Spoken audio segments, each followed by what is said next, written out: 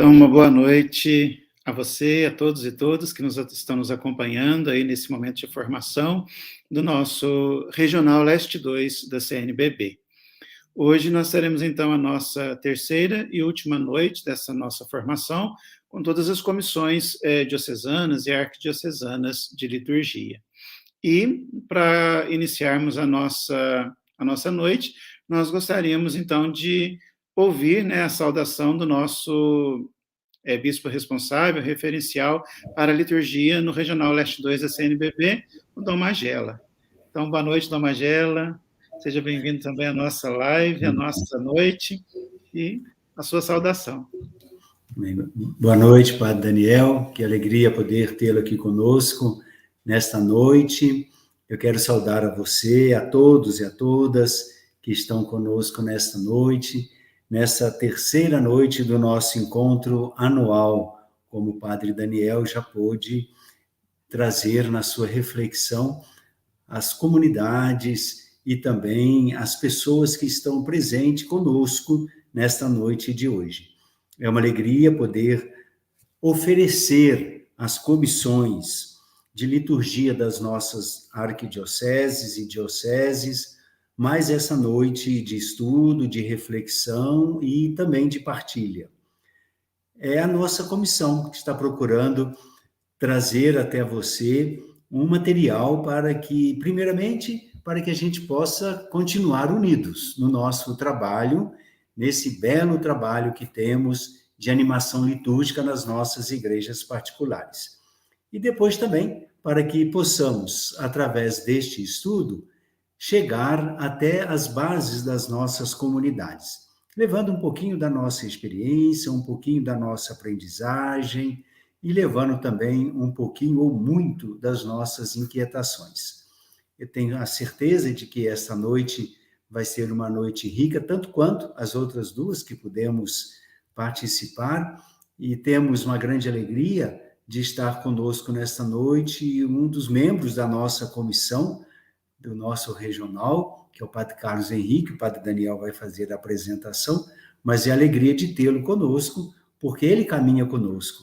E ele caminha e agora partilha conosco também o seu estudo, um jeito de caminhar para que possamos nos fortalecer na missão que temos de animar a vida litúrgica nas nossas comunidades.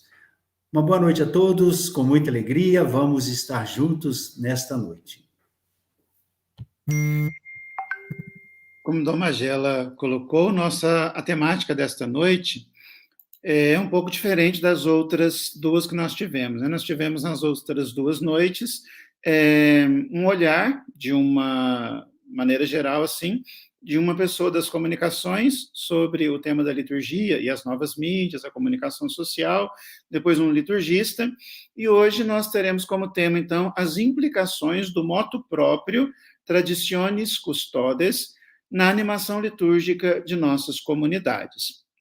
Nós fomos surpreendidos, né, pelo Papa Francisco com esse motu próprio, que, de certa maneira, tentou conciliar a tradição da igreja, por isso o próprio nome, né, Traditionis Custodes, a respeito daquele antigo motu próprio do Papa Bento XVI, né, Summorum Pontificum, a declaração, né?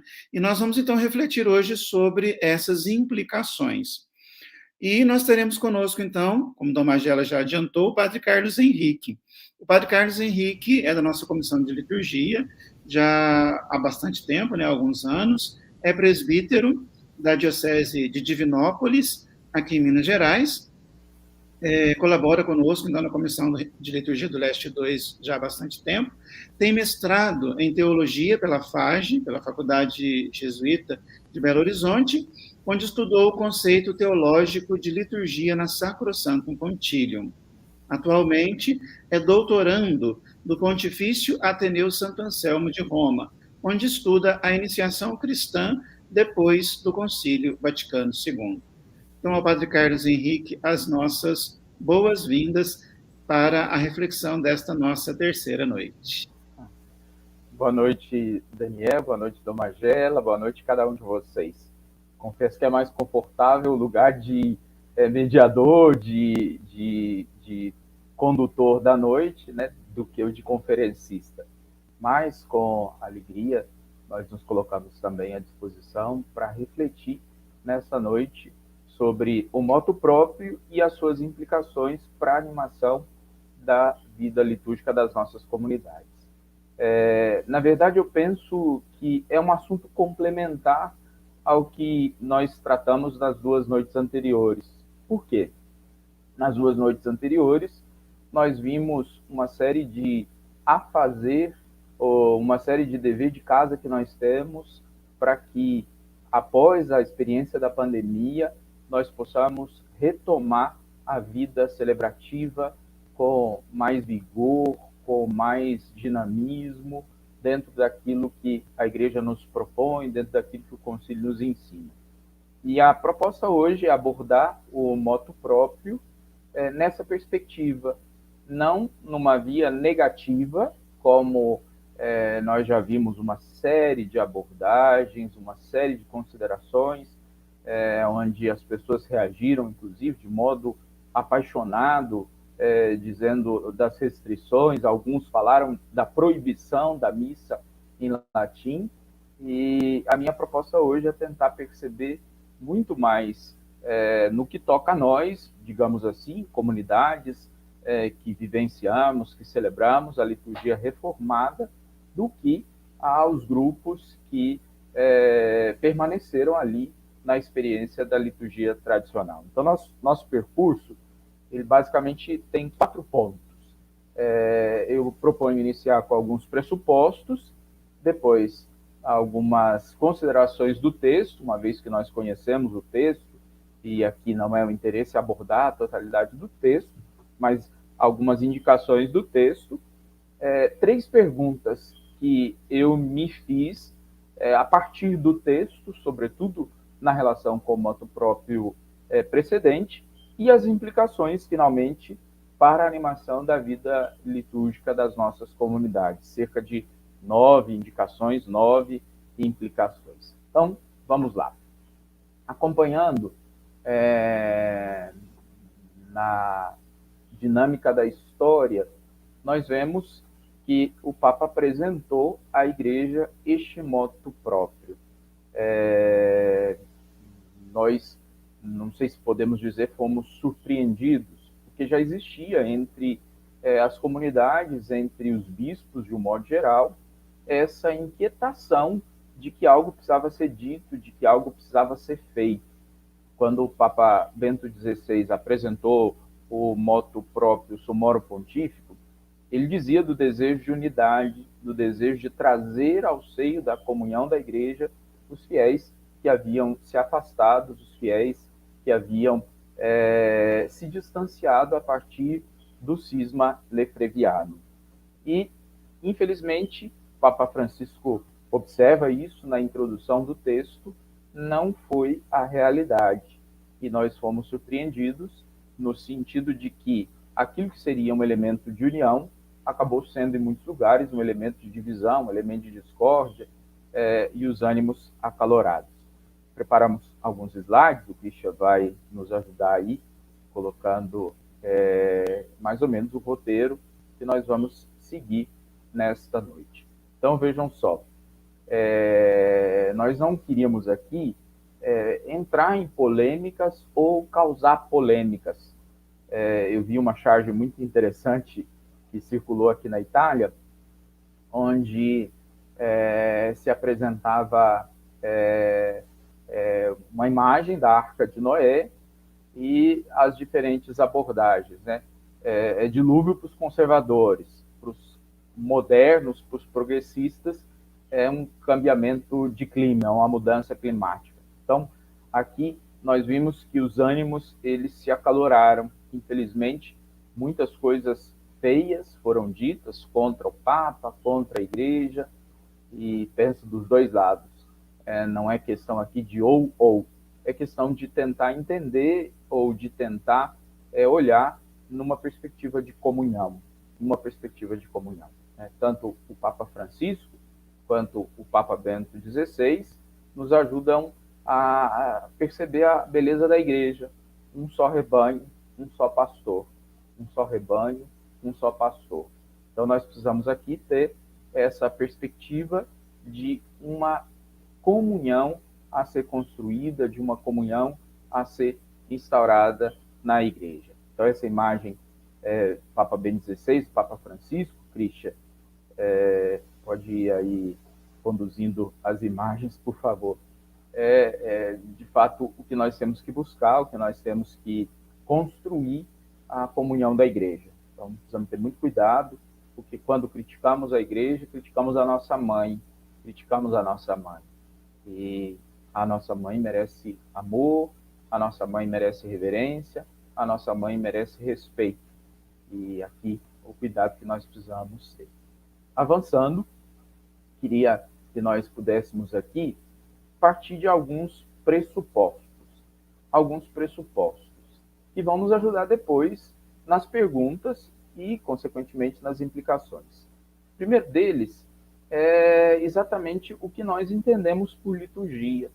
Nós dizemos tanto de liturgia, nós dizemos tanto de promover a animação litúrgica, mas é uma questão bastante complexa. Não é uma questão simples de ser respondida. Por quê? Porque muitas vezes respondemos a partir das nossas paixões, a partir das nossas impressões pessoais, e alguns dizem que aqui a liturgia é segundo a cabeça, segundo a sentença de cada padre. As comunidades sofrem muito por isso, né? Quando alguém chega na comunidade e diz, olha, agora vamos começar o trabalho, e aí parece que o trabalho vai na contramão de tudo aquilo que a formação litúrgica daquela comunidade vinha sendo solidificada. Então, é uma questão complexa. Por liturgia, Cristian, o segundo e o terceiro, próximo, por liturgia, muitas vezes nós pensamos no que se faz ou no como se faz. E o senso comum ele está muito nessa direção. Quando dizemos liturgia, acabamos caindo no pode, não pode, acabamos caindo na descrição do rito. E a pergunta, ou as perguntas corretas, seriam exatamente por que se faz?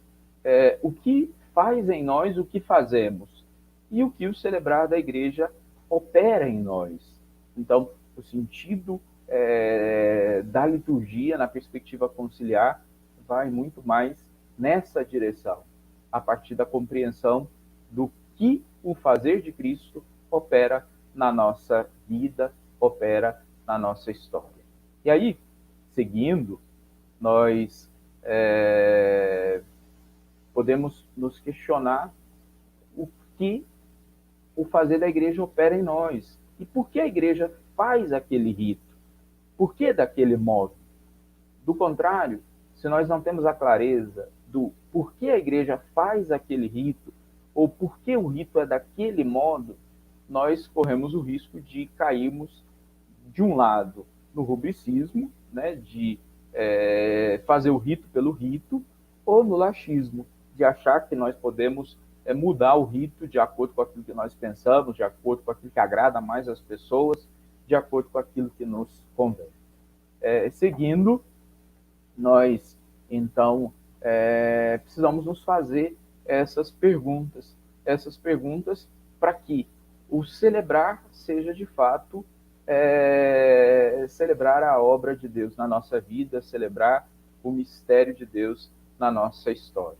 E aí, na sequência, nós temos a definição que ontem, Padre Geraldo, inclusive, lembrava, que é uma definição a partir do número 48 da Sacrosanto Concílio, que liturgia é o culto perfeito que o Cristo total, cabeça e membros, presta ao Pai no Espírito por meio de ritos e preces.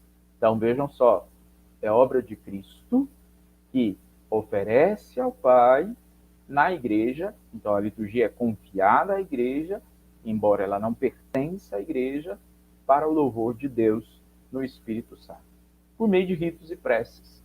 Aqui, nós precisamos estar muito atentos, porque isso vai influenciar diretamente no que nós vamos entender depois, lá no motu próprio, sobre lex orandi da igreja.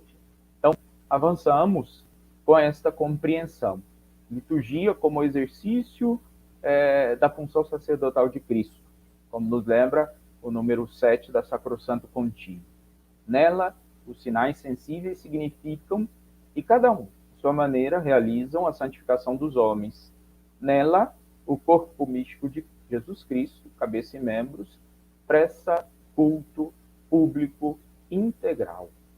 Na perspectiva da Sacrosanto Concílio, a liturgia é, simultaneamente, a meta para a qual se encaminha a ação da Igreja, mas, ao mesmo tempo, a fonte de onde promana toda a sua força.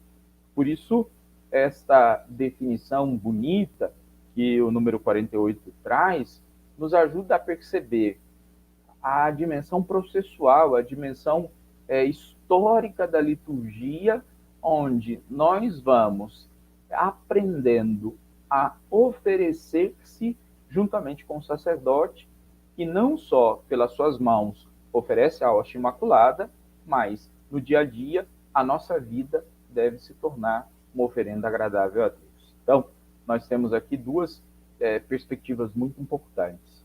A primeira delas, a perspectiva da participação, a grande novidade ou a grande intuição do concílio. O mediador é Jesus Cristo. E como nos lembra o autor da carta aos Hebreus, ele se ofereceu uma vez por todas a Deus por nós. Nós participamos do mundo sacerdotal de Cristo que se ofereceu a nós. Cada um do seu modo. O ministro ordenado preside e conduz a comunidade, por isso preside o rito, mas todos nós tomamos parte da celebração, tomamos parte do mistério celebrado. E esse conceito de participação, de tomar parte, de fazer parte, ele é fundamental. Nós vamos ver que existe uma contribuição muito grande na outra experiência anterior ao Concílio Vaticano II. E aí, além da perspectiva de participação, essa dimensão gradual, onde a graça de receber o corpo de Cristo tem o poder de nos fazer, de nos transformar no corpo de Cristo. São João Paulo II, na encíclica Ecclesia de Eucaristia, que eu considero o testamento espiritual de São João Paulo II, dizia exatamente isso.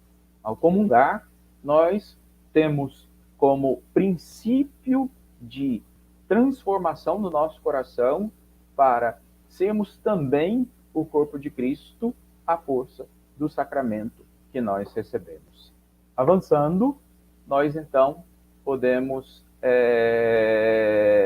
recuperar a dimensão ou a definição patrística de liturgia, que é Opus Trinitatis, obra da Trindade, ou seja, não é obra humana, é Cristo que presta culto a Deus Pai no Espírito Santo. E como ontem nós dizíamos, a ação que é entregue à Igreja, mas que não é da Igreja, é a ação da Trindade. Esta perspectiva ela é fundamental. Por quê? Se a ação da Igreja entregue à Igreja, mas que não é da Igreja, não compete a mim, ministro ou fiel, decidir, escolher o modo que eu gosto mais, o modo que me agrada mais. O que isso compete à Igreja, que sensível aos sinais dos tempos, que sensível aos sinais da história, vai ajudar na evolução do rito, que é algo que nós vamos ver também mais adiante. Na sequência, nós aqui temos essa clareza. O celebrante é Jesus Cristo, Cristo total, cabeça e membros. Conteúdo, o que nós celebramos é um culto de adoração, é uma ação de culto. O destinatário é Deus Pai. O princípio ativo que conduz a nossa oração ao Pai é o Espírito Santo. O tempo que nós celebramos, o hoje, o agora, e no momento em que nós celebramos, se torna exatamente o tempo de graça, o tempo cairótico, o tempo de bênção. Como fazemos isso? Per ritus et preces, com gestos e palavras. Com gestos e palavras. Isso que o concílio enuncia, como dizia no número 48, é muito importante, porque nós, daqui a pouco aprofundaremos isso, superamos o binômio matéria e forma. Nós celebramos não só com uma matéria física, pão, e com uma forma, repetir as palavras, mas celebramos com gestos e palavras. Um conceito que emerge é o conceito de forma ritual, ou seja, é importante o que nós tomamos para celebrar a matéria, é importante a forma que nós utilizamos para celebrar, as palavras que nós utilizamos, mas são importantes também os gestos que nós fazemos. A totalidade do mistério que se revela na totalidade da existência humana. Ontem lembrava o professor Bonacorso, que é um professor da Universidade de Pádua, aqui na Itália, insiste nessa ideia. Nós não celebramos com um corpo, porque nós não temos um corpo. Nós celebramos, porque nós somos um corpo. E aí, isso se torna algo determinante para a compreensão que nós temos do ato de celebrar. Avançando, Christian, por favor. Nós aqui temos essa perspectiva de um culto existencial, onde nós celebramos com a totalidade do nosso ser, não só com a nossa inteligência, não só com os nossos sentimentos, mas com o nosso corpo, com o nosso ser. São Bento dizia, e aqui nós ouvimos muito isso em Santo Anselmo, que a mente concorde com o coração. Que aquilo que nós rezamos, ou seja, que a inteligência do culto, ela seja traduzida, ela seja enriquecida com a verdade do culto. E a verdade do sinal, ela nos ajuda a perceber que o culto não é uma ideia, não é uma expressão do pensamento, mas é uma celebração da vida, é uma celebração da existência, é uma oferenda de si ao próprio Deus. A pergunta: quem deve falar então? A liturgia, o rito. Lembrava ontem a fala do professor que citava sobre o episódio de Quarta-feira de Cinzas, né? A grande dúvida e a justificativa de muitos padres que esse ano não poderíamos fazer a cruz como era o costume, porque a pandemia, não se pode tocar, não se pode aproximar, nem a hora de explicação. E no final, o professor lembrava exatamente isso, né? Olha lá a descrição do rito. A próxima tela, Cristian, por favor.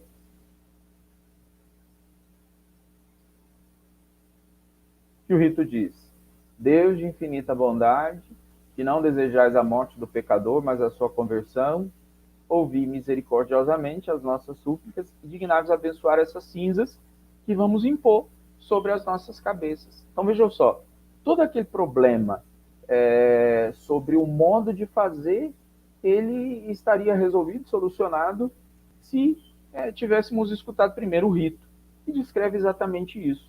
As cinzas são impostas sobre a nossa cabeça. Na sequência, então, um pressuposto importante, e aqui nós podemos perceber exatamente o que é liturgia, este espaço que existe entre o dedo de Deus, que deseja tocar o dedo humano, e o dedo humano que deseja tocar o dedo de Deus. Essa imagem belíssima aqui da Capela Sistina, para dizer que exatamente nesse espaço em que o dedo de Deus não consegue tocar o dedo humano não consegue tocar o dedo de Deus, nós temos a celebração litúrgica, que nos faz tocar o eterno e nos permite sentir, por primeiro, o toque do eterno em nossas vidas, o toque do eterno em nossa história. Então, avançando, nós podemos aqui perceber que o verdadeiro culto que agrada ao Pai é a vida, morte e ressurreição de Cristo. E a liturgia nos cristifica, nos deifica, como dizem os orientais. Nós ocidentais utilizamos essa palavra, cristificação, e os ocidentais utilizam muito essa palavra, deificação. Ou seja, pelo mistério da liturgia, nós tomamos parte do ser de Deus. Pelo mistério da liturgia, nós somos enxertados, incorporados. Nós somos, de tal modo, abraçados por Deus, ou deveríamos ser, de tal modo, abraçados por Deus, a ponto de dizer, já não sou eu que vivo, é Cristo que vive em mim. Papa Bento XVI, na Jornada Mundial da Juventude em Colônia, fazia uma pregação belíssima sobre a Eucaristia, e ele usava o princípio de física quântica para dizer exatamente isso, né? Como a menor unidade da matéria provoca uma transformação na matéria de tamanha grandeza, a Eucaristia, o dom de Deus celebrado, provoca ou deve provocar essa transformação no nosso coração. No batismo eu sou mergulhado em Cristo, na Eucaristia Cristo é mergulhado em mim, e na crisma eu devo exalar o odor de Cristo em mim. Então, de modo que a função da liturgia é exatamente essa, de nos fazer identificarmos cada vez mais com o mistério de Cristo que nós celebramos. Seguindo, Cristian, por favor, nós temos essa definição bonita, que a verdadeira liturgia cristã é a vida de Cristo em nós.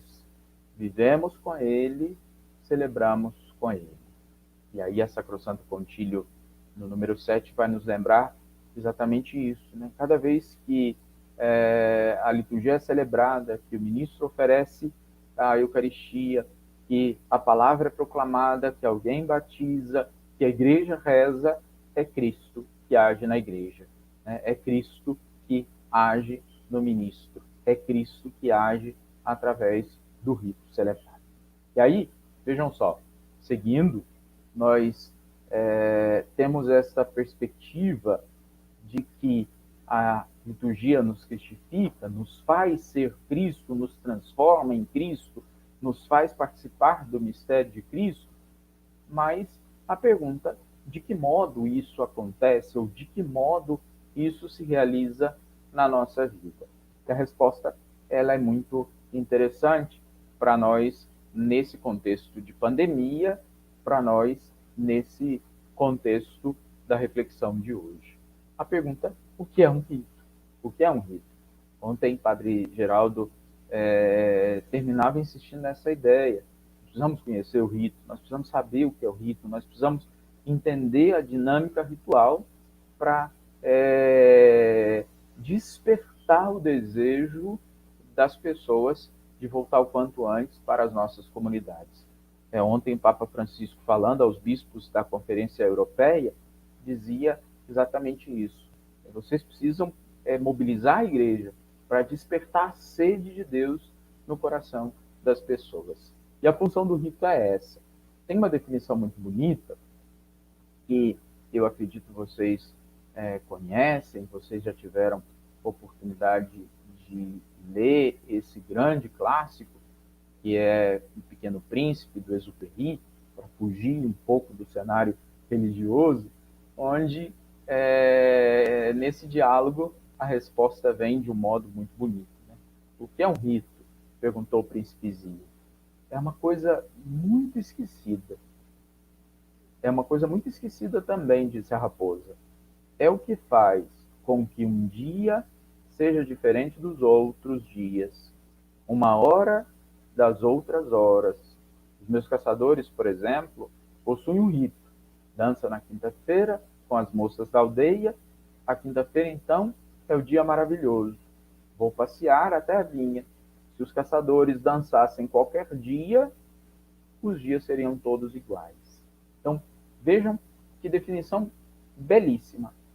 É o que faz com que um dia seja diferente dos outros dias, com que uma hora seja diferente das outras horas. Esse pressuposto, avançando, por favor, Christian, nos faz perceber que sem o princípio da ordem, tudo volta ao caos.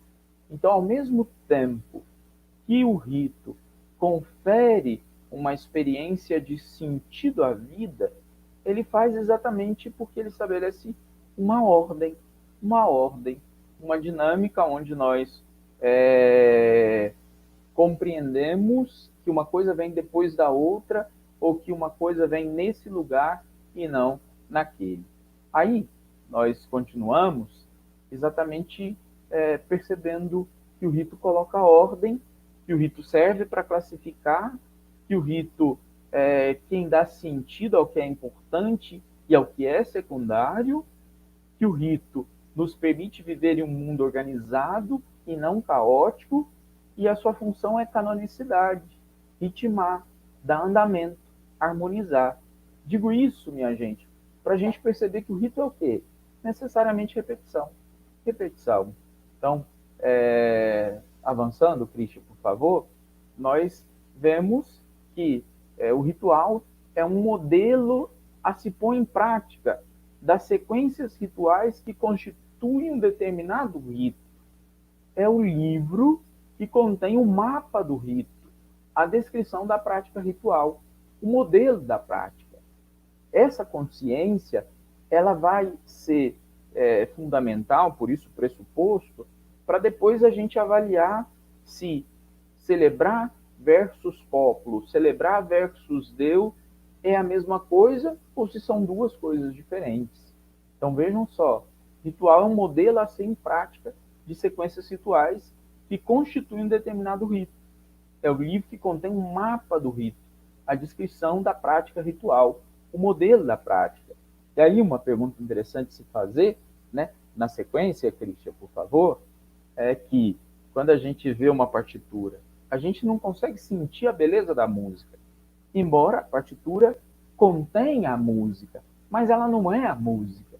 Então vejam só, a forma de executar uma partitura vai ser determinante na beleza da música. E é tão interessante, quando você observa um músico, parece que ele toca, mas ele não toca só com as mãos, ele toca com o corpo. Alguns instrumentos, isso é perceptível, né? Quem toca guitarra, mesmo quem toca violão, o modo como se coloca diante do instrumento, parece que o músico se transforma no instrumento, ou o músico vê no instrumento uma ampliação do próprio corpo. E aí, se nós pegamos o papel, a partitura, nós não sentimos a beleza da música. Nós experimentamos a música quando o músico se envolve como instrumento e executa aquela sequência de códigos, aquela sequência de sinais que só ele, iniciado, é capaz de entender e de decifrar. Então vejam só que para entender ou para participar do rito é preciso uma iniciação ao rito. Quem não é iniciado no rito não compreende a grandeza, não compreende a beleza do rito na sua potencialidade. Seguindo, nós então temos aqui um conceito que eu gostaria que vocês tivessem muito presente, porque ele vai nos ajudar depois na pergunta, que a prática celebrativa é identitária. O modo de celebrar identifica um grupo. O modo de celebrar identifica uma comunidade. O modo de celebrar traduz uma compreensão de igreja, uma compreensão, eu diria, da própria existência. E esse adágio, que é um adágio clássico, antigo da igreja, ele é de fato muito atual, muito presente. Lex credente, lex orandi, lex vivente. O modo como nós acreditamos, o modo como nós compreendemos a verdade e fé, influencia o modo como nós celebramos o mistério. E o modo como nós celebramos o mistério determina, obviamente, o modo como nós vivemos a vida cristã. E aí nós podemos dizer o contrário, né? O modo como nós celebramos determina o que nós acreditamos, ou traduz o que nós acreditamos, e, consequentemente, ressoa, ecoa no modo como nós vivemos. Eu citava São João Paulo II, que dizia que a finalidade da Eucaristia é nos transformar em corpo de Cristo. Então, aqui nós temos uma sinergia, nós temos uma comunhão entre essas três expressões que a igreja conserva com tanto carinho, com tanta maturidade. Lex orandi, lex credenti, lex vivendi. A lei do crer é a lei do rezar é a lei do viver. Então vejam que o rito ele precede o modelo. E o modelo ajuda a manter a identidade do rito. Nós temos aqui o modelo, o lava-pés. Nisto todos saberão que vocês são meus discípulos. E temos o rito, a Eucaristia, o fazer em memória de mim. Então, cada vez que nós comemos juntos o pão, que nós bebemos juntos o cálice do Senhor, nós expressamos o desejo de vivermos o amor com o qual o Senhor nos amou, o desejo de sermos uma igreja servidora, uma igreja samaritana, uma igreja que é sacramento de caridade. Avançando, nós então percebemos que o rito, obrigatoriamente, ele tem uma dimensão de formalidade e de objetividade, de repetitividade. O rito é formal. Existe aqui uma sequência de códigos, uma sequência de gestos, uma sequência de palavras. E a repetitividade, ou seja, fazer sempre o que nós fazemos, é que nos garante a identificação com aquilo que nós fazemos. Por isso, se não temos um aspecto formal, se não temos um aspecto repetitivo, nós podemos nos questionar acerca do que nós temos, porque certamente nós não temos um rito. Observar as rubricas não é rubricismo, é manter a identidade ritual. Manter a identidade ritual. E aí, o espírito com o qual nós observamos as rubricas nos permite fazer com que o rito seja sempre vivo, seja sempre atual. Embora algo que seja feito há tanto tempo, é algo que permanece vivo e presente na vida da igreja. Seguindo, então, eu gostaria de questionar se existe uma forma extraordinária de rito quando o rito é ordinário, quando o rito é repetitivo. Então, eu pergunto, eu posso pensar em uma forma extraordinária quando o que caracteriza o rito é exatamente a repetitividade? É fazer sempre como foi feito? Se eu tenho aqui um modo extraordinário de fazer, eu me pergunto se eu tenho um rito. Por quê?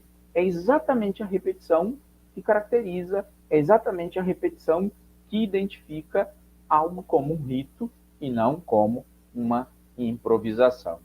Continuando, nós então vamos perceber que existem diferentes experiências rituais.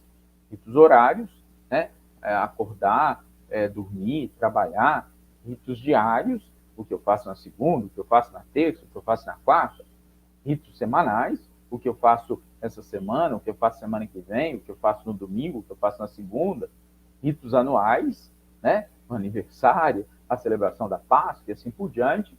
E alguns ritos específicos, como, por exemplo, a dedicação de uma igreja, como, por exemplo, a ordenação, como, por exemplo, o batismo. São ritos que acontecem naquele momento, que imprimem um caráter, que definem toda a história, toda a vida de uma pessoa. Na sequência, nós então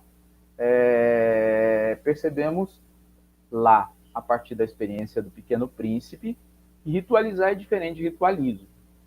Ritualismo é repetição exterior. Fazer porque eu tenho que fazer. Fazer porque eu tenho que fazer. E o rito é exatamente fazer a modo que aquilo seja importante, ou que aquilo realmente transpareça a sua importância e o seu significado na minha vida. O rito é diferente de cerimônia. O rito é diferente de cerimônia. Porque o rito envolve, o rito convoca, o rito me abraça para uma participação. Avançando, nós então percebemos e dizemos com toda tranquilidade que no rito não existem espectadores, todos tomam parte. O rito é, de fato, convergente ou capaz de envolver todas as pessoas. Não tem espectadores. todos tomam parte, sempre, in persona Christi, in persona Ecclesia. O que nós fazemos? Fazemos como corpo de Cristo, fazemos na pessoa de Cristo. E fazemos como corpo, cabeça e membros. Avançando, nós então percebemos que existem diferentes formas rituais. E a igreja sempre conviveu com muita tranquilidade com as diferentes formas rituais que existem. No caminho que nós fizemos, o rito é a forma celebrativa que identifica uma igreja específica. No caso, o rito romano, a igreja de Roma. O rito zairense, a igreja no Zaire. O rito bizantino, as diversas igrejas bizantinas, né? Então, avançando aí com as imagens, Christian, a imagem que o Papa Francisco recentemente celebrava na Basílica de São Pedro, o rito zairense, e a mais recente, o Papa Francisco, na sua visita à Eslováquia, celebrava a Divina Liturgia com o rito bizantino. Conviver com diversas famílias rituais não é um problema para a igreja, mas é preciso entender que o rito ele não se inventa, ele não se cria, mas ele é uma expressão assumida a partir da tradição. Alguns professores aqui na faculdade questionavam muito no contexto do Sínodo dos Bispos, do Sínodo da Amazônia, o que nós entendíamos por rito amazônico. Por quê? Talvez na cabeça de alguns estava sentar no escritório e propor uma forma ritual a partir de algumas experiências, quando na verdade isso não é possível. O rito não se inventa, o rito se reconhece a partir da sua prática, a partir da sua expressão diante da tradição. Isso sempre foi muito tranquilo para a igreja, conviver com as diversas famílias rituais. Agora, é importante então perceber que tudo isso está dentro, como forma ritual, do que nós conhecemos missal romano. É o livro que contém a forma ritual. Não só as palavras, não só a indicação da matéria, mas a forma, a indicação dos gestos, a indicação dos movimentos, a indicação da dinâmica que deve envolver toda a celebração. E aí, nós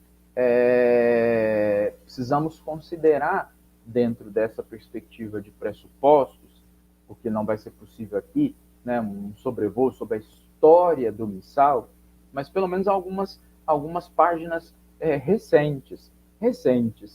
A mais importante delas aconteceu logo depois do Concílio de Trento.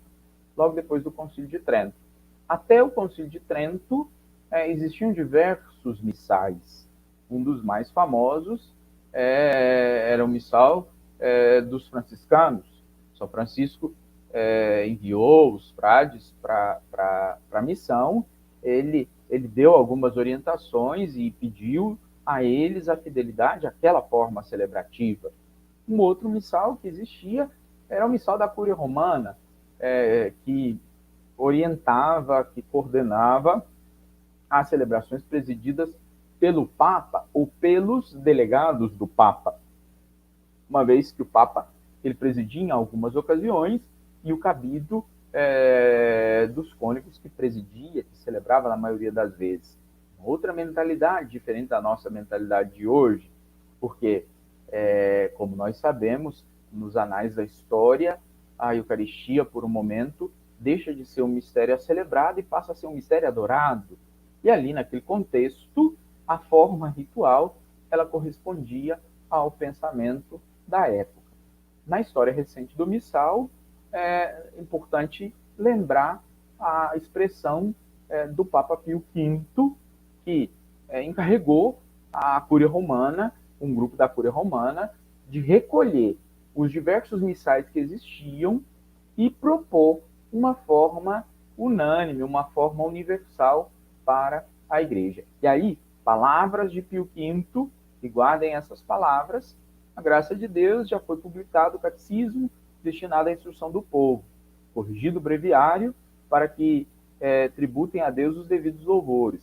outros sim, para que o breviário compreendesse o missal, como é justo e conveniente, já que soberanamente oportuno que na Igreja de Deus haja uma só maneira de salmodiar e um só rito para celebrar a missa. Então vejam só, lá quando o Papa Pio V instituiu o rito, instituiu o missal, ele dizia que é importante que a Igreja celebre de uma única maneira. A Igreja, no caso, a Igreja de Roma, o rito romano, seja, então, de uma única forma, de uma única maneira. E o mesmo Papa Pio V vai dizer que esse missal, assim, revestido e corrigido, nós, após madura reflexão, mandamos que seja impresso e publicado, a fim de que todos possam tirar os frutos dessa disposição e do trabalho empreendido, de tal sorte que os padres saibam que as preces devem servir-se e quais ritos, quais cerimônias devem observar doravante na celebração da missa.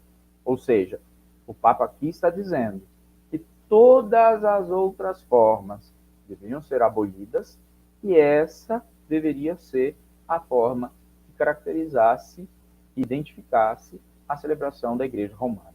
Isso é importante, porque o próprio desejo de Pio V que existisse um único rito e que todos com fidelidade observassem aquele rito. Mais tarde, nós conhecemos toda a história do movimento litúrgico, que foi um movimento de volta às fontes. Eu disse para vocês que o missal de Pio V, ele se baseou basicamente na experiência do missal da Cúria Romana, do missal franciscano, em alguns outros missais, como de um bispo chamado Guilherme Durando, e basta. O movimento litúrgico, ele fez um esforço de ir às fontes, de ir aos primeiros séculos, de ir às primeiras comunidades, e ali, na tradição da Igreja, recuperar, resgatar a forma ritual, a forma celebrativa. Então vejam que aqui aconteceu um movimento não simplesmente de desconsiderar a forma celebrativa da Igreja naquele contexto, mas de tomar a forma celebrativa da Igreja naquele contexto e relê-la a partir de toda a tradição, a partir de toda a história que foi resgatada de um modo muito brilhante pelo movimento litúrgico. Então, na promulgação do missal, que nós chamamos missal de Paulo VI, é interessante lembrar as palavras do próprio Paulo VI, dizendo, né, que como o seu predecessor Pio V havia, ao promulgar uma nova edição, abolido todas as outras formas celebrativas, ele, Paulo VI, naquele contexto do concílio, ouvindo o Espírito, fazia exatamente o mesmo gesto, apresentando aquele missal como a forma celebrativa da Igreja e desejando, esperando que os fiéis pudessem acolher e testemunhar na grande diversidade da Igreja a unidade ritual. E o Papa Paulo VI ainda diz, né, na sequência, que o que prescrevemos por nossa Constituição entrará em vigor este ano, a partir do 30 de novembro, e tudo o que aqui estabelecemos e ordenamos, queremos que seja válido e eficaz, agora e no futuro, não obstante a qualquer coisa em contrário nas constituições e ordenações apostólicas dos nossos predecessores e outros estatutos, embora dignos de menção e derrogação específicas. Eu destaco isso por quê? Porque alguns insistem em dizer que a forma tridentina não foi abolida. Bom, eu penso que juridicamente isso é claro. Quando o Papa Paulo VI ele promulga o missal, ele diz: o modo de celebrar é esse. Então, não obstante qualquer coisa encontrada nas constituições e ordenações apostólicas dos nossos predecessores, de modo que ele considera que existem outras formas, como a forma vigente até aquele momento, mas apresenta para a Igreja aquela forma como a forma celebrativa. Bom, avançando aqui, nós então temos o texto em si. Conhecemos o texto é amplamente difundido, e eu queria pensar do texto algumas intuições para dizer que são as novidades do texto, que se contrapõem com o texto anterior, como nós vamos poder daqui a pouco ver. A primeira delas é exatamente essa, né? Para promover a concórdia e a unidade da Igreja, meus veneráveis predecessores, São João Paulo II, Bento XVI, com paternal solicitude, para aqueles que em algumas regiões aderiram às formas litúrgicas anteriores à reforma desejada pelo Concílio Vaticano II, concederam e regulamentaram a faculdade de usar o missal romano editado por São João XXIII. Então vejam só, aqui existe um público específico. Aquelas pessoas que lá do cisma lefreviano tiveram a comunhão rompida com a Igreja. Isso não está dizendo para novos grupos, isso não está dizendo para quem gosta mais desse jeito ou daquele jeito, mas está dizendo que aqueles têm a faculdade de usar e que essa faculdade ela ainda continua sendo reconhecida. De modo que aqui o Papa Francisco regulamenta o uso.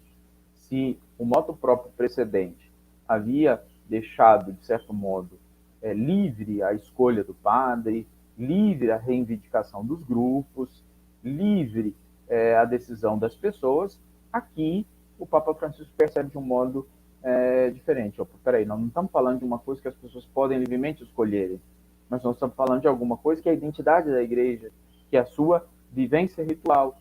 Então nós precisamos ter cuidado, acolher, não desconsiderar aqueles, mas não deixar crescer esse movimento que se percebe que é um movimento de rejeição ao Concílio Vaticano II, como nós vamos daqui a pouco aprofundar. Ainda, na sequência, nós percebemos que na esteira de Bento XVI, que propôs o Morum Pontífico, o Papa Francisco propõe o que ele propõe a partir de agora. Então, o motu próprio na sua integralidade. O primeiro ponto que eu destaco, Christian, por favor, a próxima, é exatamente esse. Os livros comungados pelos pontífices Paulo VI e João Paulo II, em conformidade com os decretos do Concílio Vaticano II, são a única expressão da lex orandi e do rito romano. Então, se lá, no motu próprio precedente, o Papa Bento XVI falava que tanto os livros do concílio quanto os livros anteriores ao concílio constituem duas formas de viver a lex orandi do rito romano, o Papa Francisco aqui, ele diz de um modo muito categórico, são a única expressão, ou seja, não existe outra expressão. Existe uma atitude de caridade, uma atitude de acolhimento. Aqueles que ainda não aceitaram na sua integralidade, por todo aquele contexto, mas este é o nosso caminho. Esta é a nossa identidade.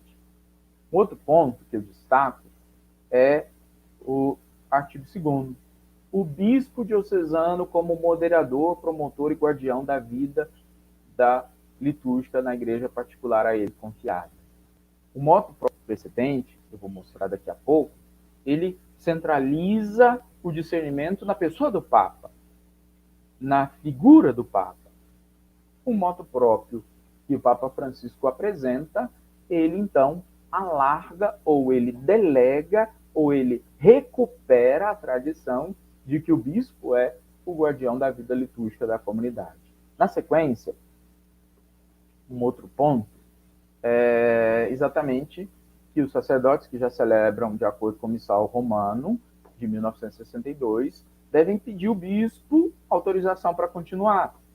Um outro ponto é que, próximo, a Congregação para o Culto Divino e a Disciplina dos Sacramentos é a responsável por zelar, por custodiar, por cuidar desta dimensão na vida da igreja. No motu próprio precedente e no anterior, de São João Paulo II, existia uma comissão, Ecclesia Dei, e essa comissão, no motu próprio Summorum Pontífico, estava ligada à Congregação da Doutrina da Fé. Agora o Papa Francisco delega à Congregação do Culto Divino, Disciplina dos Sacramentos, a responsabilidade de legislar sobre isso. Um outro ponto que eu destaco como novidade ou melhor, as perguntas. As perguntas que agora, a partir do rito, ou que a partir do motu próprio, nós nos podemos fazer. São três perguntas que eu me fiz e coloco para vocês nesse contexto. Perguntas a partir de uma leitura comparada do motu próprio de São João Paulo II, Ecclesia Dei, lá de 1988, o motu próprio do Papa Bento XVI, Summorum Pontífico, de 2007, e o motu próprio do Papa Francisco, de 2021, 16 de julho de 2021, Traditionis Custodes. Vejam só, a primeira questão que eu me faço, ela revela um problema doutrinal. São questões, são perguntas. Não estou afirmando, estou perguntando. Perguntando para fazer pensar, perguntando para provocar. Então eu vejo aqui um problema doutrinal. Que problema é esse? O que se entende por lex orandi? Porque vejam só, na comparação dos textos, próximo slide, Christian, nós vemos que São João Paulo II identifica a raiz do problema no ato cismático de Lefebvre e considera de um modo incompleto a noção de tradição. Então, por que Lefebvre não teve uma compreensão correta, uma compreensão justa de tradição e no ato cismático ele ordenou bispos, alguns padres, e conhecemos a história, rompendo a comunhão da igreja, em diversos aspectos, e esse é um deles, né? A comunidade escolhe, a igreja legitima e nomeia, e a comunidade, então, acolhe. Lefebvre fez de um modo totalmente diferente. Ele decidiu, ele escolheu e ele ordenou. Vejam só a expressão do Papa Bento XVI. A expressão ordinária, o missal, de Paulo VI. E a expressão extraordinária, o missal de Pio V. O professor Taborda escreveu um texto e ele faz um comentário dizendo que aqui, certamente, o Papa foi muito mal assessorado para entender ou para dizer expressão ordinária e expressão extraordinária exatamente lá naqueles pressupostos que eu levantava com vocês. E aí o Papa Francisco coloca a única expressão da lex orandi do rito romano. Então, o que nós entendemos por lex orandi? Lex orandi é um conjunto de doutrinas que a gente entende, que a gente acumula, que a gente professa. A lex credente não tem nada a ver no sentido de que o modo como nós celebramos não influencia naquilo que nós cremos. Então, se eu tenho, melhor dizendo, de um lado a lex credente, que são as doutrinas, que são os conceitos, que são as ideias, o modo como eu celebro, o modo como eu vivo a minha fé, não tem nada a ver, quer dizer, aqui, a expressão celebrativa, ela não revela a identidade da igreja, isso, a meu ver, é bastante problemático, né? Na sequência, Christian, por favor, eu coloco exatamente isso, né? Como diz o Papa Francisco, na carta aos bispos, que acompanham Traditionis Custodes, precisamente o Concílio Vaticano II que ilumina o sentido da escolha de rever a concepção permitida pelos meus antecessores. Essa evidência central. O rito romano, graças ao concílio, superou aqueles limites que não podem permanecer em paralelo, como outra liturgia, sem determinar a presença de outra igreja. Havia, nos efeitos dessas concessões, a possibilidade de alimentar uma igreja que se imunizava do Concílio Vaticano II e que se contrapunha ao caminho comum proposto pelo Concílio Vaticano II. Então, a primeira pergunta que eu me coloco é exatamente essa. O que se entende por lex orandi? O que se entende por lex orandi? Porque na tradição da Igreja, este trinômio, lex orandi, lex credente, lex vivendi, estão sempre juntos. Estão sempre juntos. São indissociáveis. A segunda questão que eu coloco é uma questão que revela um problema eclesiológico. Um problema eclesiológico. É muito interessante, porque nós aqui precisamos perguntar qual a subjacente eclesiologia? Qual é o modelo de igreja que existe por trás de cada texto? E aí, vejam só, colocando os textos juntos, é muito significativo isso. São João Paulo II dizia da aflição que tomou conta da igreja diante dos atos de Lefebvre. E essa aflição que foi sentida por toda a igreja fez com que o sucessor de Pedro tomasse uma atitude pelo bem da igreja. E aí, São João Paulo II sublinha que os bispos, pela missão que foi confiada a eles, que compete a tarefa de zelar, de guardar, de custodiar a Sagrada Liturgia. Na coluna do centro, a Sumorum Pontífico, o Papa Bento XVI traz para si essa responsabilidade. Os sumos pontífices preocuparam-se. São palavras do texto. E aí, finalmente, na Traditionis Custodes, vejam só, como guardiões da tradição, os bispos, em comunhão com o bispo de Roma, devem zelar pela vida litúrgica, pela vida celebrativa da sua igreja. Então, nós temos aqui, avançando, Christian, o próximo slide, uma perspectiva de uma igreja ministerial. Acima de tudo, o título, o sujeito do discurso são os bispos, não os papas. E a questão é decisiva. O Sumorum Pontífico, um ato papal, removia dos bispos aquilo que, na história, pertencia aos bispos. Em primeiro lugar, o exercício da autoridade sobre a liturgia nas suas dioceses, nas suas igrejas. Com Traditionis Custodes, essa autoridade é devolvida aos seus legítimos detentores. E esse é um princípio eclesiológico, estrutural, que o Concílio Vaticano II restabeleceu e que merece ser defendido como um bem precioso. A terceira pergunta que eu me coloco e compartilho com vocês é exatamente um problema litúrgico.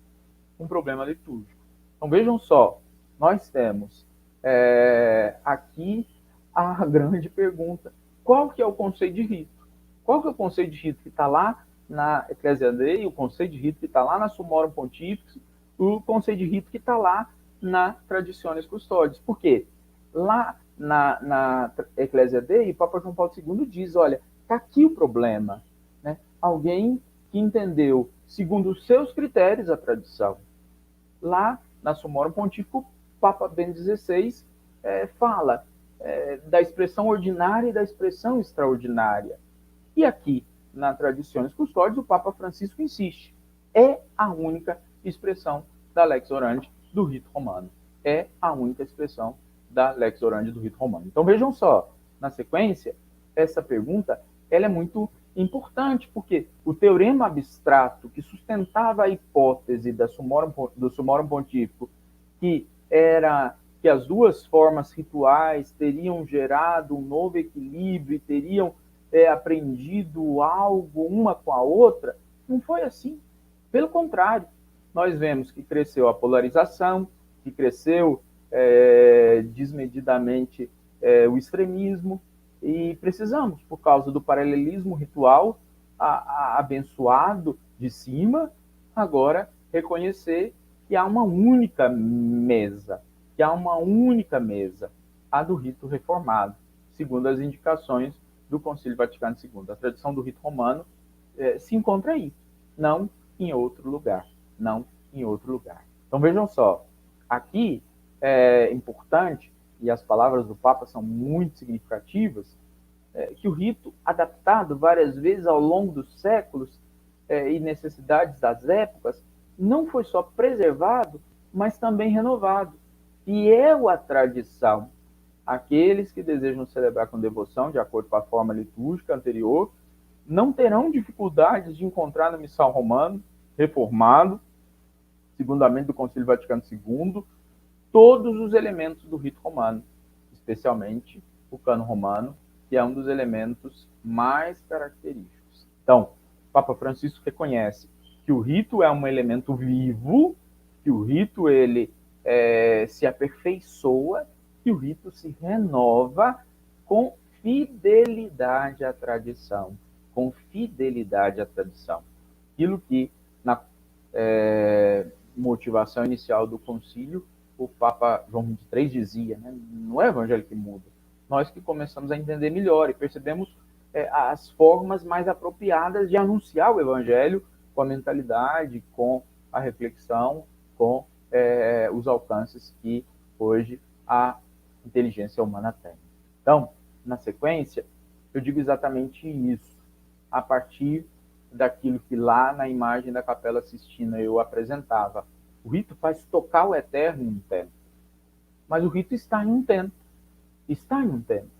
E a perspectiva de que o rito está em um tempo me faz atualizar o rito, ou seja, me faz renovar o rito. O que São Pio V se propôs a fazer lá no seu tempo, o que o Concílio Vaticano II se propôs a fazer aqui no seu tempo. Continuando, é importante, então, esta consciência. O rito é sempre expressão de uma cultura e, nesse sentido, quase poderíamos parafrasear São Paulo dizendo: com esse ou com aquele rito, pouco importa, contando que Deus e o Cristo seja louvado. Embora isso contenha uma verdade, não é tão simples assim. No século VI, São Gregório Magno ensinava que existem 2 tipos de idolatria. O primeiro consiste em adorar deuses falsos. E o segundo consiste em adorar de modo falso o Deus verdadeiro. Então, no caso que nos ocupa aqui, a primeira coisa é perceber: basta percorrer as formas litúrgicas de um ou de outro rito e perceber se a forma de adorar a Deus é igualmente evangélica, ou se há diferença substancial entre os 2 ritos, como nos lembrava o professor André Grillo, que é inclusive o meu orientador. Então, o risco de adorar um Deus falso, mas de adorar também do modo falso. Na sequência, é interessante perceber, e isso eu acho que tem que estar muito claro para nós, que não existe a missa de sempre. Existe a Eucaristia, o grande dom de Jesus. O modo como Trento celebrou a Eucaristia não é o modo como Jesus celebrou a Eucaristia com seus discípulos. Não é o modo como os cristãos do 2º século, do 3º século, do 4º século celebraram a Eucaristia. Mas eles, como nós hoje, celebramos a Eucaristia. É uma falácia dizer a missa de sempre. Não existe a missa de sempre. Existe a Eucaristia, o grande dom de Jesus. Esse dom se renova, esse dom se atualiza, esse dom se perpetua na nossa história. E aí, a partir dessa consideração, lembro a fala do Papa Francisco, né? Não é para contradizer a dignidade, a grandeza desse rito. Os bispos reunidos no concílio pediram que ele fosse reformado. Sua intenção era que os fiéis não ajudassem como estranhos ou espectadores mudos ao mistério da fé, mas com plena compreensão dos ritos e orações, participassem da ação sagrada de forma consciente, piedosa e ativa. São Paulo VI, recordando que o trabalho de adaptação do Missal Romano já havia sido iniciado por Pio XII, declarou que a revisão do Missal Romano, realizada à luz das fontes litúrgicas mais antigas, tinha por objetivo permitir à Igreja levantar, na variedade de línguas, uma e mesma oração, que expressasse a unidade. Essa unidade que deve ser reestabelecida pelo rito romano. E aí, nós seguimos, finalmente, com as implicações que isso traz para a animação litúrgica de nossas comunidades. Eu não sei vocês, mas eu, quando vi os dois textos, tanto o texto do motu proprio quanto o texto da carta que o Papa manda, eu senti que o Papa pegou muito mais pesado com a Igreja da Reforma, com a Igreja que se esforça para viver o Concílio Vaticano II, que com os grupos que estão lá ainda na liturgia tridentina. Eu senti, né, que a bastonada, que a paulada foi muito mais forte nas nossas costas, porque o Papa ele chama atenção e ele indica algumas coisas que nós precisamos pensar, sobretudo agora nesse contexto de volta da pandemia, para melhor celebrarmos, para melhor vivermos a liturgia nas nossas comunidades. É um grande sonho da reforma litúrgica, precisa ser recuperado. E esse motu próprio vem exatamente para ajudar a Igreja a recuperar algumas intuições que são intuições do concílio, intuições da Sacrosanto Concílio. Vejam só, na sequência, a percepção de que uma Igreja que se renova ao celebrar e, ao celebrar, exprime a sua identidade. Uma Igreja que se renova ao celebrar e, ao celebrar, exprime a sua identidade. A Igreja faz a Eucaristia e a Eucaristia faz a Igreja. Então, o modo como nós celebramos tem esse poder performativo de nos fazer sempre mais íntimos e próximos ao corpo de Cristo. E a graça de sermos o corpo de Cristo revela a grandeza, a beleza, a identidade da própria Igreja. Então, aqui, eu proponho algumas implicações, na verdade, 9, que o motu próprio traz hoje para a animação da vida litúrgica das nossas comunidades. A primeira delas é essa: construir unidade. O Papa Francisco cita São João Paulo, cita Bento XVI e cita o desejo de todos os dois de, com a tolerância, com a caridade fraterna, para com os irmãos que eram ali do cisma lefebvriano, construirmos a unidade.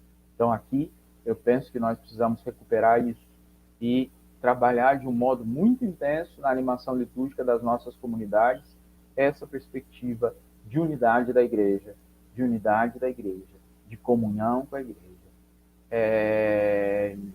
Não sei, mas, por exemplo, nesse cenário de pandemia, incomodava cada vez que as pessoas viralizavam esses memes, né, das coisas que a gente fazia de errado na Igreja, e aí isso era compartilhado, isso era viralizado, na maioria das vezes, pela própria Igreja. Quer dizer, um irmão falando mal do outro irmão, um irmão criticando o outro irmão, um irmão rindo, entre aspas, né, dos erros do outro irmão. E nós precisamos superar isso, precisamos considerar essa visão de unidade. Penso que o motu próprio acena nessa direção. Uma segunda implicação, que eu vejo de um modo muito forte, é vencer o subjetivismo litúrgico. O Papa Francisco diz: eu estou igualmente aflito com os abusos de um lado e de outro nas celebrações da liturgia. Como Bento XVI, também eu lamento o fato de que em muitos lugares a liturgia não é celebrada fielmente de acordo com as prescrições do novo missal, mas é até entendida como uma autorização ou mesmo uma obrigação de criatividade, o que muitas vezes leva à deformação que estão no limite suportável, a deturpação que estão no limite suportável. Então, vencer o subjetivismo litúrgico, fazer porque eu gosto, fazer porque o povo quer, fazer porque eu acho mais bonito, fazer porque as pessoas precisam. Gente, a liturgia não é isso. É a obra de Cristo, confiada à Igreja, mas que não pertence à Igreja. Então não pertence muito menos ao ministro, não pertence muito menos aos fiéis. Nós devemos nos colocar na oração de Cristo. não construir a oração de Cristo segundo o nosso bel prazer. Uma terceira implicação que eu vejo é o desafio, a urgência, a necessidade de uma catequese mistagógica, de recuperar a grandeza daquilo que o movimento litúrgico fez emergir, a riqueza da patrística, a riqueza dos escritos que relatam as experiências dos primeiros cristãos. Né? Entristece, o Papa Francisco diz, o uso instrumental do Missal Romano 62, que se caracteriza cada vez mais por uma crescente rejeição não só à reforma litúrgica, mas ao Concílio Vaticano II, e com a afirmação infundada e insustentável de que traiu a tradição e a verdadeira igreja. Então nós precisamos recuperar essa catequese mistagógica. É uma palavra um tanto quanto complicada para nós, porque aí dizer catequese mistagógica, a gente pensa na catequese e no modo de fazer catequese. Não. Catequese mistagógica é a compreensão da experiência do rito a partir do rito, a partir da experiência do rito, a pergunta pelo significado do rito. E aí a história do rito vai nos ajudar a perceber o modo como ontem os primeiros cristãos viveram, celebraram e fizeram para que nós pudéssemos hoje fazer. Uma outra implicação que eu vejo de um modo muito forte é o desafio de uma educação ritual. Aquilo que ontem nós concluímos dizendo, nós não conhecemos o rito. Nós não conhecemos o rito. A Constituição Sacrosanto Concílio confirmou esse pedido deliberado sobre a reforma e o aumento da liturgia, indicando os princípios que deveriam orientar a reforma. Em particular, estabeleceu que esses princípios diziam respeito ao rito romano, enquanto para que os outros, legitimamente reconhecidos, pediu que fosse prudentemente revisado de forma integral, no espírito da tradição sadia e dado novo vigor de acordo com as circunstâncias e necessidades da época. Se a gente for ler o motu proprio, lá nas indicações canônicas, ele exige exatamente isso, que não seja alguém que simplesmente conheça latim ou saiba repetir latim, mas alguém que conheça a mentalidade, que conheça a estrutura ritual que está ali proposta no Missal de Pio V. Quanto mais para nós que celebramos no Missal de Paulo VI, essa educação ritual, conhecer o rito para celebrar bem o mistério que nós celebramos a cada dia. Uma outra implicação, eu diria, é a fidelidade ao rito. A fidelidade ao rito. A Constituição Sacrosanto Concílio confirmou esse pedido deliberado sobre a reforma e o aumento da liturgia. Minha gente, aqui nós precisamos ser fiéis ao rito. Por quê? Infelizmente nós vemos que algumas pessoas, mesmo com o rito de Paulo VI, reproduzem gestos, palavras, atitudes, vestes do rito de Pio V. A gente percebe, né? Às vezes o modo como o próprio sacerdote, o próprio ministro, pega na hóstia consagrada. E aí uma indicação de que tem que ter 2 dedos, 3 dedos, 4 dedos, até mesmo a altura da elevação do cálice. O texto do missal ele é muito indicativo no modo de fazer. Por quê? A forma ritual ela é determinante para a experiência ritual. Então, eu não vou fazer do jeito que eu gosto, eu não vou fazer do jeito que eu acho bonito, eu vou fazer do jeito que o rito prescreve. Eu vou celebrar do jeito que o rito prescreve. E a fidelidade ao rito, ela exige a verdade do sinal. A verdade do sinal. Né? Ontem o Padre Geraldo usava esse exemplo. Né? Como é que eu vou falar de purificação no batismo com 2 gotinhas de água na cabeça da criança? Quer dizer, aqui eu corro isso de baratear a experiência. De baratear a experiência. Eu sou o primeiro, enquanto comunidade de fé, enquanto ministro do culto, enquanto equipe de liturgia, a mostrar que aquilo não é importante, a mostrar que aquilo é secundário. Né? Então, a verdade do sinal, ela precisa ser cuidada, ela precisa ser muito bem zelada para que o sinal comunique aquilo que ele comunica. Uma outra implicação é exatamente a compreensão eclesial e performativa do rito. A compreensão eclesial e performativa do rito. Como as celebrações litúrgicas não são ações privadas, mas celebrações da igreja, que é o sacramento da unidade, elas devem ser feitas em comunhão com a igreja. Então, minha gente, não é porque eu gosto, não é porque isso me agrada, mas eu preciso rezar como a igreja reza, porque a oração que eu rezo é a oração da igreja. E aí, esse individualismo litúrgico, ele faz muito mal. A carta que acompanha o moto próprio e a implicação que eu trago aponta nessa direção, né? A compreensão eclesial e performativa do rito. O rito tem o poder de nos envolver no mistério. Nós nos tornamos corpo de Cristo. E aí, já finalizando, faltam poucas, a próxima é a vivacidade ritual. O rito, ele não é um elemento de biblioteca, mas ele é um elemento vivo. Ele é um elemento vivo. E o Papa Francisco reconhece que, no seu tempo, São Pio V reformou o rito para que o rito, no seu tempo, dissesse com mais verdade aquilo que ele diz, que o Papa Paulo VI, no seu tempo, reformou o rito para que o rito dissesse com mais verdade aquilo que o rito deve dizer. O rito é um elemento vivo que, na cultura, que no tempo, comunica a verdade da graça, comunica a força da experiência do mistério pascal a todos nós. Então, o rito, ele é reformado, o rito, ele é atualizado. As traduções do missal, elas indicam isso. Olhar para o mesmo rito, mas com a ajuda das diversas ciências que sempre se aprimoram, perceber um modo melhor de dizer as mesmas coisas que a gente sempre diz. A vivacidade ritual, ela é um elemento, eu diria, importantíssimo. E aí, na sequência, uma outra indicação, e penso que essa é a última ou a penúltima, é a atuosa participatio. A intenção que os fiéis não ajudassem como estranhos ou espectadores mudos, mas com plena compreensão dos ritos, orações, participassem da ação sagrada de forma consciente, piedosa e ativa. Nós não podemos tratar a nossa Assembleia como espectadora. E aí, na noite de ontem, na noite de anteontem, nós vimos e falamos muito sobre isso.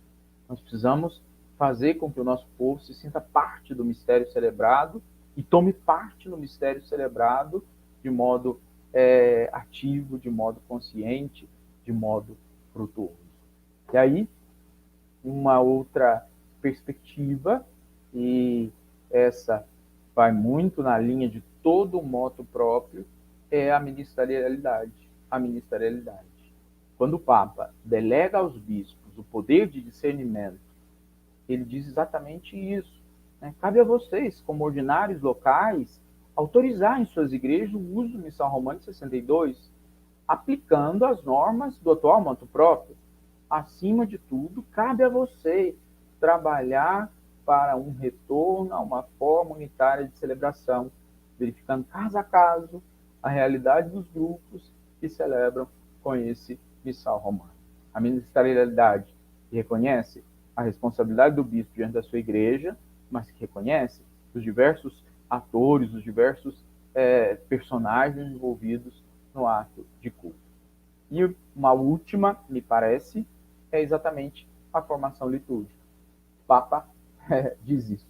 Ao mesmo tempo, peço-lhes que garantam que cada liturgia seja celebrada com decoro, fidelidade aos livros litúrgicos promulgados pelo Concílio Vaticano II, sem excentrismos que facilmente degeneram os abusos a essa fidelidade, às prescrições do missal e aos livros litúrgicos, nos quais se reflete a reforma litúrgica desejada pelo Concílio Vaticano II, possam os seminaristas e os novos sacerdotes ser educados. E aí, claro, todos nós, todo o povo de Deus. A formação litúrgica é o caminho, é a grande urgência, é a palavra do dia para que nós possamos voltar ou para que nós possamos retomar com intensidade a nossa vida celebrativa, a nossa vida litúrgica nesse cenário após pandemia. E aí eu concluo com essa citação, né, do professor André Grillo, como eu disse, o meu orientador, que diz exatamente isso. Né? Se eu pudesse acrescentar um parágrafo ao documento do Papa Francisco, eu diria assim: Não adianta passar do rito tridentino ao rito Vaticano II, se o bispo, o padre celebrante, se o bispo, o padre celebram o rito do Vaticano II, mas fazem com o coração e o espírito da liturgia tridentina. Atualmente ainda há algumas catedrais, mosteiros, paróquias, nas quais celebram missas pontificais verdadeiramente tridentinas, só que com o rito do Vaticano II. A pompa digna de uma corte medieval, mal transposta para hoje, o estilo barroco, a idolatria do poder sagrado, se tornam mais fortes do que a própria palavra de Deus. Provavelmente alguém de vocês já tenha, que está lendo essas linhas, vai se recordar de algumas celebrações de investiduras ou posses de bispos.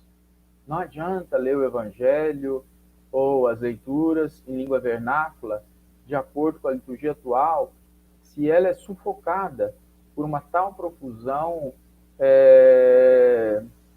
de bugias rituais, de mentiras rituais, de tiques de cerimônia, que o estilo que nega o próprio rito quer exprimir. A antiga missa pontifical em latim, o rito de Pio V, ao menos continha uma gravidade que evitava a evidente mediocridade espiritual. E esse tipo de prática, infelizmente, escancarra. O moto próprio do Papa Francisco merece de nós não apenas obedecer às suas normas, mas seu espírito, e assim retomarmos o princípio litúrgico do lex orandi, lex credendi, e podermos viver o louvor divino pela transformação de nossas mentes e oferta de nossa vida como liturgia santa e agradável a Deus. Então, termino com essas palavras do professor André aqui. Muito obrigado pela atenção, pela caridade da escuta de vocês nesta noite.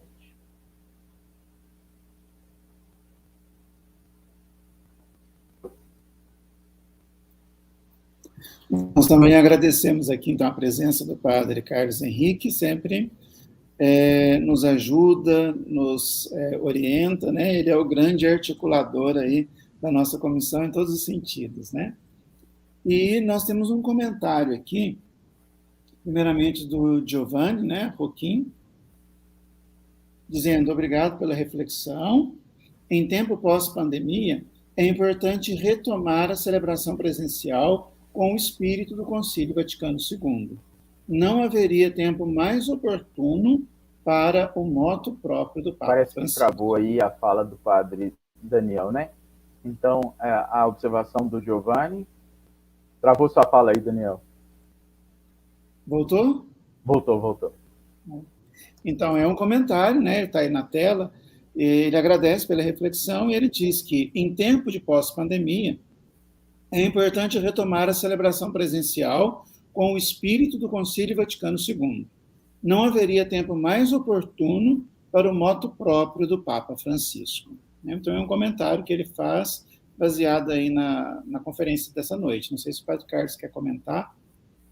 Não, a observação dele, eu penso que é uma observação muito pertinente. Eu concordo com ele, né? Não haveria tempo mais oportuno. Por isso eu dizia, né? Eu não sei se a gente pode dizer que o texto é uma surpresa, porque, na verdade, o texto ele é fruto de um movimento histórico. Já era esperado no sentido de que a gente já via que tinha muita coisa que não andava bem, né? E precisava de uma palavra, precisava de uma orientação nesse sentido. Depois nós temos aqui uma outra pergunta do Leonardo Araújo. Ele pergunta assim: como dialogar com aqueles que defendem a utilização do missal de Pio V, justificando que a reforma litúrgica favoreceu os abusos litúrgicos? O Leonardo era o meu sacristão, lá de Divinópolis, uma pessoa muito querida. Bom, eu penso que a grande dificuldade está no conhecimento da própria reforma de Pio V. Por quê? Se eu pegar a introdução do missal de Pio V, como eu peguei aqui hoje, 2 pontos, eu vou perceber, primeiro, que o desejo do Papa Pio V era um único modo de celebrar, e depois o esforço que o Papa Pio V fez no seu tempo de recolher todas as experiências rituais e propor ali dentro daquela forma do missal de Pio V. Então, eu vejo que aqui o diálogo, muitas vezes, ele se torna difícil pela paixão, pela dificuldade de entender que o rito não é meu, que o rito é da igreja e que eu preciso obedecer e ser fiel à igreja. Quem decide o modo de celebrar é a igreja, que detém o rito, Não é o presbítero que preside a celebração, não é o fiel que vai à celebração, mas é a igreja que, na sua comunhão, que atenta aos apelos do Espírito, que, fiel à tradição, apresenta aquela indicação. Então, se você for olhar, eu não sei se os abusos eram maiores hoje ou ontem, né? Porque aí você tinha, por exemplo, peças musicais para uma celebração que duravam horas. Isso é um abuso litúrgico? Tá lá. Então, os abusos existiam ontem, os abusos existem hoje, e os dois momentos ou as duas experiências que são marcadas pelos abusos estão erradas. Por isso, a indicação, conhecer o rito, a fidelidade ao rito, vai nos fazer a superar esses abusos. Então, nós precisamos conhecer. Isso vai nos fazer, né, na sequência aí, a pergunta dele ainda, fugir das chamadas criatividades selvagens. A falta de conhecimento do rito me leva a querer inventar um rito que não é meu, um rito que é da igreja.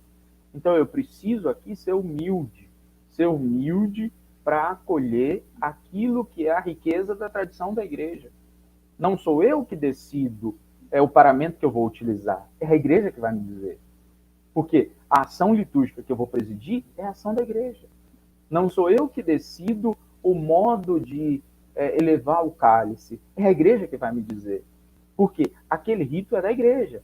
E ali, na presidência daquele rito, eu estarei e deverei ser fiel para transmitir a experiência da igreja. Então eu penso que ao conhecer o rito e ser fiel ao rito é o caminho para superar a criatividade selvagem. Por isso, lá naqueles pressupostos, eu achei importante o conceito de liturgia.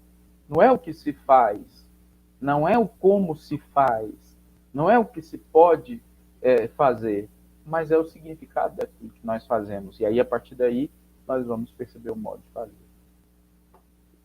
Nós temos aqui também 2 comentários do Lucas Araújo. Ele diz assim, né, agradece, maravilha, Padre Carlos, excelente exposição. De fato, a formação criteriosa de qualidade é essencial para a qualificação e unidade litúrgica da igreja. Depois ele complementa, dizendo que, como seminarista, compreendo que o tempo da formação inicial é muito curto para melhor compreensão. Por isso é importante apostar em informações como esta. Nos faz muito bem. Aí eu só observo a fala do Lucas, que a gente precisa ter muito cuidado. Precisamos buscar formação, mas formação da igreja. Aquilo que diz, aquilo que transmite, o sensus ecclesiae. Porque aí, aqui eu estou tentando, vocês viram que o texto era todo entre aspas. Por quê? Eram recortes da carta do Papa Francisco. Então, na verdade, eu quis trazer algumas chaves de leitura para o texto, que é o texto do Papa. Então, é perigoso quando alguns, e hoje a gente tem muito isso, deixam de ouvir o professor de liturgia para ouvir o padre X da internet. Deixam de ouvir o seu bispo para ouvir o padre X de tal movimento. E eu acho que aqui tem um critério. Ou o bispo X, né? Ou o bispo X. Eu acho que aqui tem um critério. Se fala mal da igreja, se fala mal de padre, se fala mal de papa, sai correndo, porque isso não é de Deus. Isso não é de Deus. No fundo, quer se promover. Então, a verdadeira formação litúrgica, ela acontece ali, no ritual. E como o Papa Francisco lembra, nos rituais aprovados, reformados, a partir do Concílio Vaticano II. Bem, essas foram as únicas intervenções, né? Nós contamos hoje aqui também, eu acho, com a presença do padre Leonardo, da CNBB, né? Então, nós gostaríamos também de saudá-lo, né? Ele acompanhou conosco os nossos dias de formação e ele é responsável, então, pela dimensão nacional da liturgia na Igreja do Brasil, né? Então, gostaríamos também de ouvir a sua palavra, também de saber o que essa formação pode nos ajudar, né? Enquanto Leste 12, enquanto igreja, né? O que o senhor achou?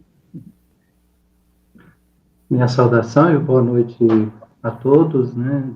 Daniel, querido Padre Carlos, que estamos sempre trocando ideia pela internet, Padre Carlos sempre me ajudando também nas atividades da comissão, trabalhamos juntos também, junto com o Dom Magela, na comissão do Regional Leste 2, quando eu fui chamado para dar uma mão na assessoria nacional, né? Quero enviar meu abraço também a Dom Magela, porque agora nós estamos trabalhando na comissão nacional.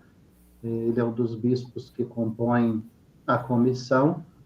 Então, é uma alegria enorme e agradeço muito o convite do Dom Magela quando ele me deu a notícia que haveria essa iniciativa no regional.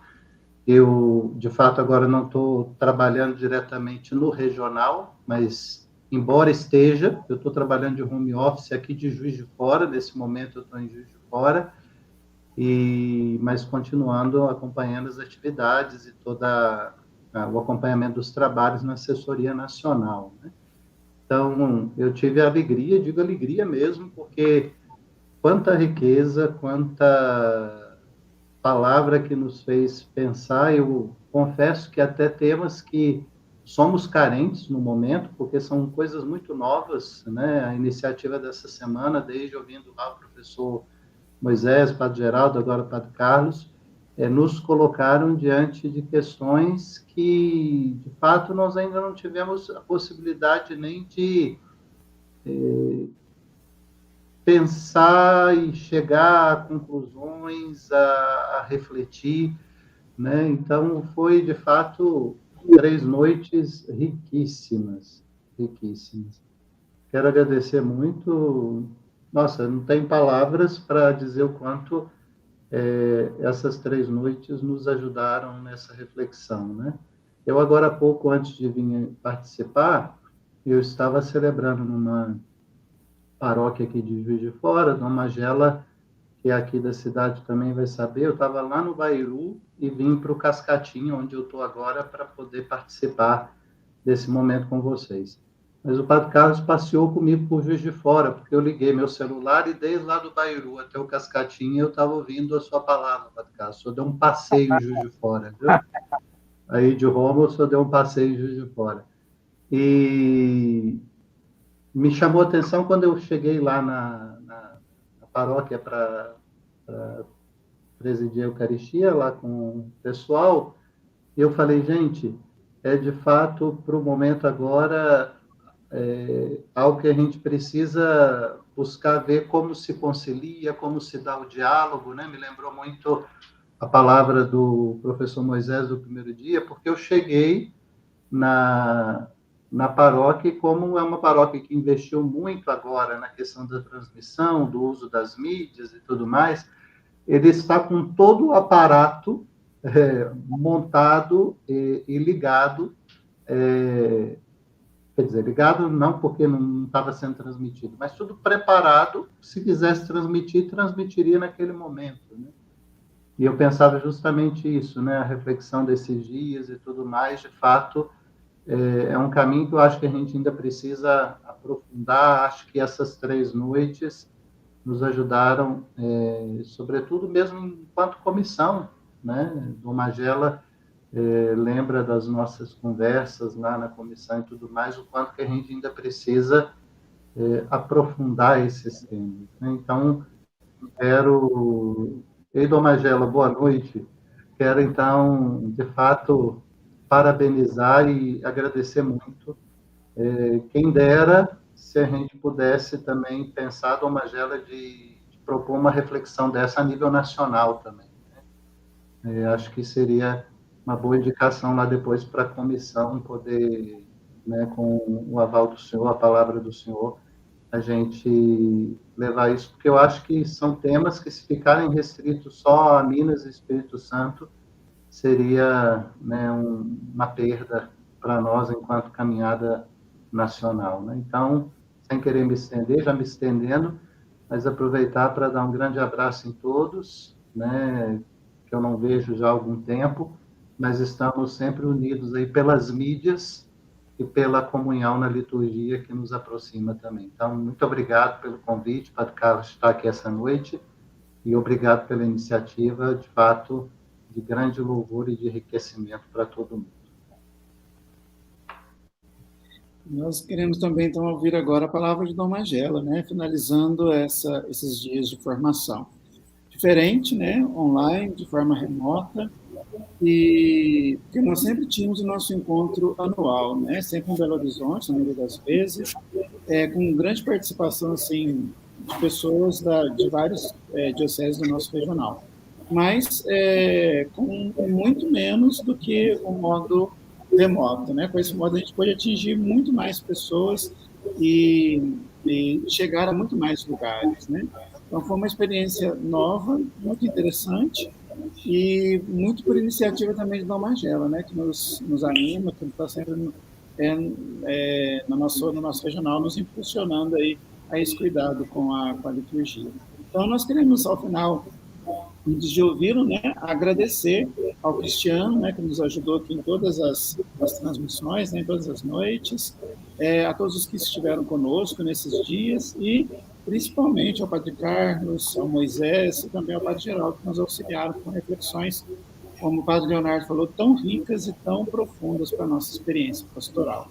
Então, eu passo agora a palavra ao Dom Magela para que ele faça as suas conclusões finais, também nos dê a sua bênção e envio, né, para a nossa missão em cada comunidade, em cada diocese, em cada paróquia. Meu boa noite a todos, mais uma vez, né, Padre Leonardo, que alegria poder revê-lo, aí na terrinha abençoada, Juiz de Fora, que coisa boa. Padre Leonardo, a colocação do Senhor me faz pensar que não só esses 3 dias, mas me faz pensar o seguinte: essa pandemia está nos ensinando a trabalhar em casa. Então, a trabalhar liturgia em casa, é o que nós estamos fazendo. E isso é muito importante para nós, porque estamos somando essa riqueza litúrgica aqui dentro de nossas casas, para que nós possamos levar para as nossas comunidades eclesiais, estando junto com o nosso povo, né, e assim vivendo as nossas celebrações litúrgicas. Essa semana realmente ela trouxe muita riqueza para o nosso regional, para cada um pessoalmente, mas a grande riqueza que ela está trazendo é essa aprendizagem, sabe? Estamos aprendendo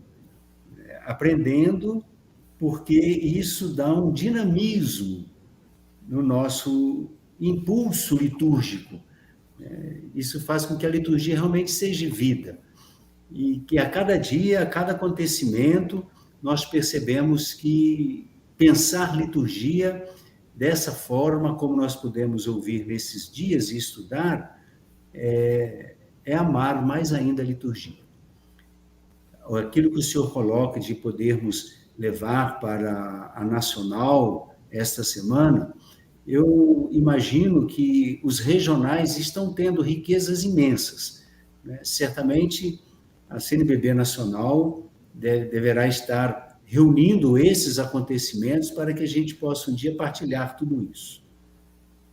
Eu quero, então, agradecer também a presença do senhor, Padre Leonardo, que nos dá um elo de ligação com a CNBB Nacional. E isso nos coloca em comunhão de trabalho. E expresso uma gratidão muito grande ao Padre Carlos Henrique, pela preciosa noite de hoje. Nós sabemos que o Padre Carlos Henrique ele está em Roma e já está em alta madrugada, né, e está nos oferecendo esse trabalho bastante rico.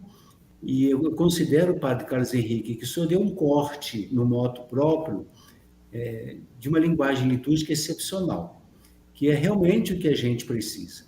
Nós estamos fazendo trabalho numa dimensão canônica, do motu próprio, mas o Senhor traz isso para nós assim como uma riqueza que precisamos realmente fazer chegar nas nossas comunidades, nas nossas bases, sempre para o nosso crescimento. Agradeço também esses dias da semana o sacrifício que o Senhor fez, Padre Carlos Henrique, de estar toda noite conosco.